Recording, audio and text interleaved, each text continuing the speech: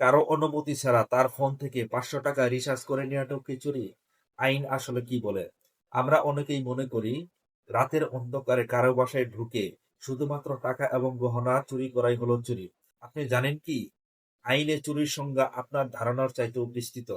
খুব সহজ ভাষায় জেনে নিন, বাংলাদেশ দণ্ডবিধি 1860 সাল অনুযায়ী চুরি কি এবং কোন চুরির সাজা কতদিন। আইনের চোখে আসলে চুরি কি?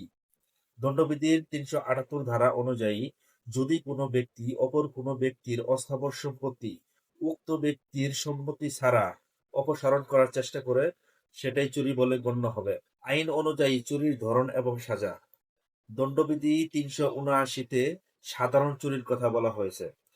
এক্ষেত্রে শাস্তি হতে পারে সর্বোচ্চ 3 বছর পর্যন্ত কারাদণ্ড এবং জরিমানা অথবা উভয় দণ্ডে দণ্ডিত হতে পারে। দণ্ডবিধি 380 অনুযায়ী বাসগৃহে অথবা বসতবাড়িতে চুরির কথা বলা হয়েছে। শাস্তি, এক্ষেত্রে শাস্তি হবে সর্বোচ্চ 7 বছরের কারাদণ্ড এবং জরিমানা।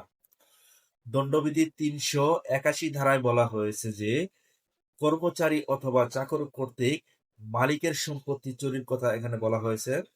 শাস্তি, এখানে শাস্তি হচ্ছে সর্বোচ্চ 7 বছরের কারাদণ্ড এবং জরিমানা। দণ্ডবিধি 382 ধারায় আঘাত বা প্রাণনাশের প্রস্তুতি নিয়ে চুরির কথা বলা হয়েছে।